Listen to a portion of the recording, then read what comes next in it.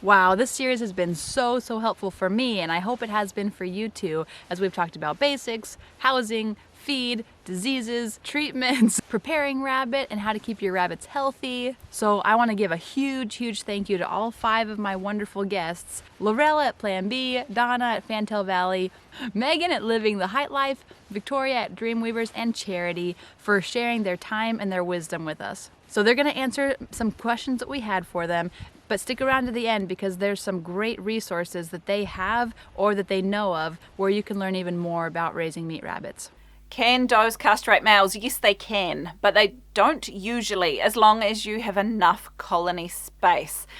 Rabbits, generally the girls are the grumpy ones. If you put 2 males together where there's a girl within sniff distance, they can fight, and they can fight very aggressively. Their teeth are incredibly sharp and will leave massive gashes because their skin is also quite soft and easy to penetrate, as it turns out. Sometimes you can see your doe mounting your buck when you put them in there for breeding. She's showing him who's boss, and that's all that is. It's okay. That's nothing that's going to hurt anybody or anything like that. Now, if you see your buck mounting your doe the wrong way, where he's mounting like her face, and you better watch, because if she's aggressive and she reaches up and bites him, she can castrate him. It is a thing. I've never had it happen, but I know other people have, so you just want to be careful and watch out for that. I always, anytime I put a doe in with a buck for breeding, if there's any kind of argument, disagreement, or anything like that, and I start getting a little concerned, it's a little too much, I separate them, and I always check to make sure he has no bite wounds or bleeding around his genitals to make sure that he is still intact. If you have a doe that is trying to, and she can castrate your buck, it happens so quickly. If you have a new pairing, especially a junior buck to a senior doe, you'll definitely want to watch that. And be right there so that you can intervene if necessary. It can happen like that. If you introduce 2 new groups together, they will often have quite a fight amongst the wee fluffle. A fluffle is the rabbit term for a herd. You can spray them with a hose to break them up. You can just position lots of things for them to hide amongst and hope they work it out, which they usually will. Once they find out who the dominant doe is, everybody else usually will settle down. Some does get particularly grumpy when they have litters, and other times real sweethearts.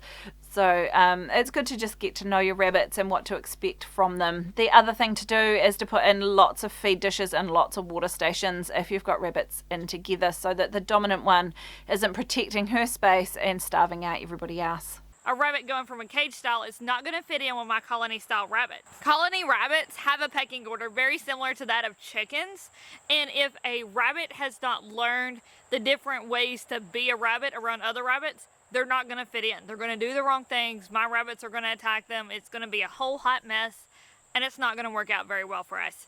So transitioning from one style to another in housing is kind of important to know. Cages can go to tractors, but I don't recommend cages going to colonies. Now, if you do decide to bring a cage rabbit to a colony, or even bringing a rabbit in from another colony to your colony, or whatever you're doing, or maybe they're all your own rabbits and they all come from cages and you're throwing them all into a colony at once, I've seen that done. You're going to see some fighting. Just be aware of that. Does are very territorial. If you are wanting to start a colony from fresh, I recommend throwing all the does in there at once, because nobody has their picked out territory yet. If you have an established colony like we do and you're bringing in a new doe, then you will want to rearrange your colony to disrupt their territories, so everybody has to duke it out for a new territory. That's going to decrease on how serious your fighting gets. They're still going to fight. They have to establish a pecking order, and you have to let them do that. Now, don't let anything get crazy. You don't want to see any kind of blood or dangerous wounds, but if they chase each other, they snarl, stuff like that, that's going to be expected. I always try to avoid introducing a new doe to my does. That's just how I try to do it. If I'm going to select a new doe to be in my colony, I do it from the litters that they've already had. If I want to bring in genetics, I bring it in a buck, since he's not in my colony. But things happen, and sometimes you need to introduce a new doe to your colony. It's just how it goes. You can also take them rabbits out of that area and move them to another pen, like set up a dog crate or something. I always recommend a bottom with rabbits, but some kind of pen. Put them in there so they're in a new territory. Then you can go clean out that rabbitry, whatever you got, and you know, leave them together in there for about a day or two and then put them back in the colony and see how they adapt then. Stopping rabbits digging out of a colony is a whole nother thing.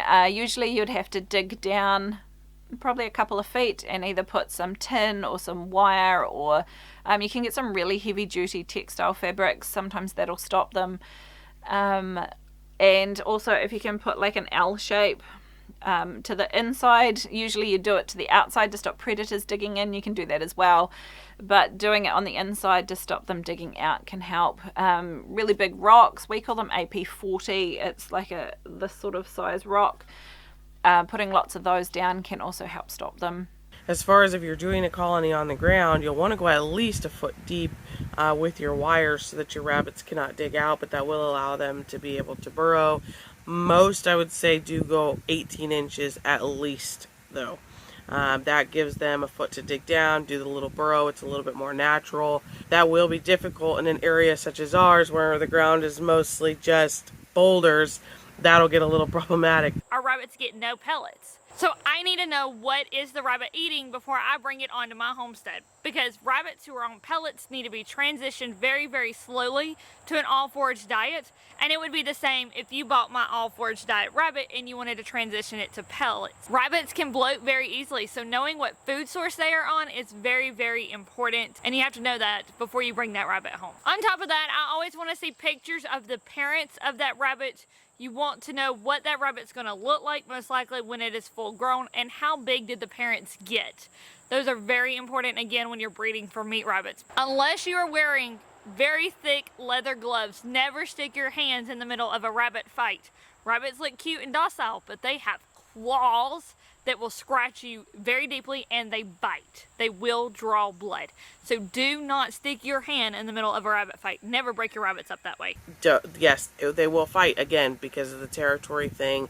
Typically, bucks with no does around, that's one thing, or two, does that are young and have always been raised together, they'll squabble a bit for hierarchy, but nothing, catastrophic. When you start getting mature animals, and you're mixing and matching and this and that, or there's does around and you have a bunch of mature bucks, yes, you are going to incur some fighting. People who colony raise rabbits, they are typically starting with younger rabbits, monitoring that situation.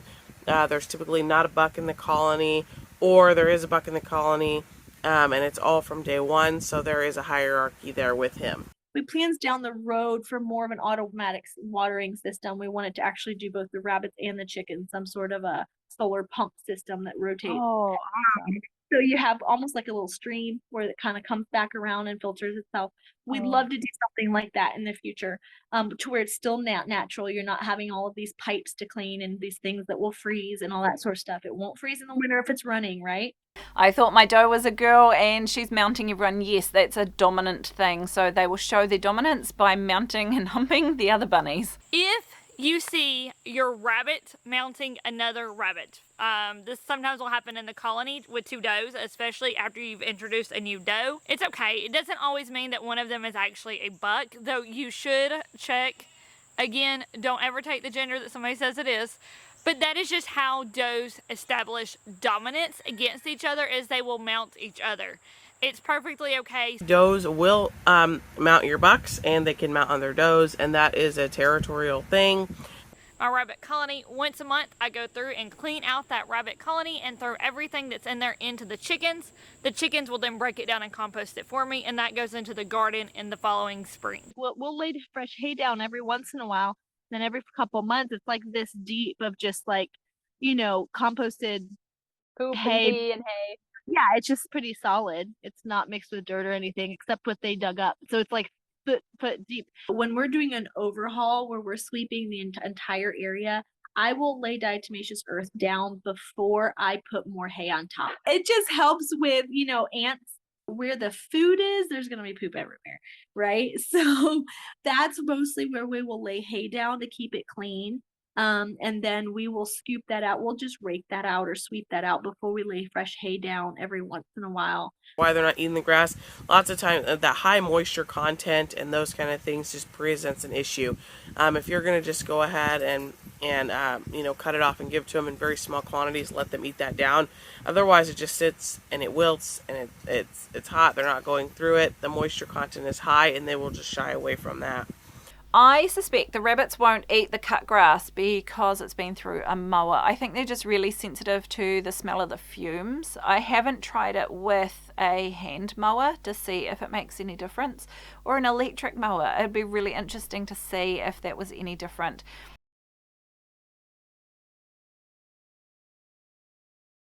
There's a book called Beyond the Pellet, and it's a great resource if you don't know what veggie scraps that your rabbits can have. It gives all sorts of ideas, and if you want to, the book even gives instructions on how you could completely feed your rabbits without buying pellets at all. I like to have a pellet in addition to everything else, just to make sure they're getting a nutritious, full, well-rounded, balanced diet that is meeting all the needs that the rabbit has. If you're interested in feeding your rabbits on an all-forage, homegrown diet, please check out my book, Feeding Meat Rabbits, for free. You can also find the ebook over on Amazon, but if you order directly through me on my website, you can put your name in the order form and I will make out the book directly to you, and you will have a signed copy of my book. This is Donna's website, Fantail Valley Homestead. This is the book that she has that was really helpful to me. So Lorella mentioned an awesome book that would be a great resource, but she also has awesome plans for rabbit tractors that you can check out. I think you just need to email her. That information will be down below. Megan mentioned her book. Victoria also has a book, and the link for that is down below. And then you can also check out Donna's book on raising meat rabbits as well. Did you already know all that? Well, if you did, thanks for watching anyway. If not, leave a comment with something that you learned. Again, thank you so much to my guests, and thank you for coming along. Thanks again, Elizabeth, for allowing me to be a part of this meat rabbit collaboration. Thank you so much to Curly Haired Country Gal for having me on. I really look forward to seeing what everybody has to say. That's a good place to start anyway.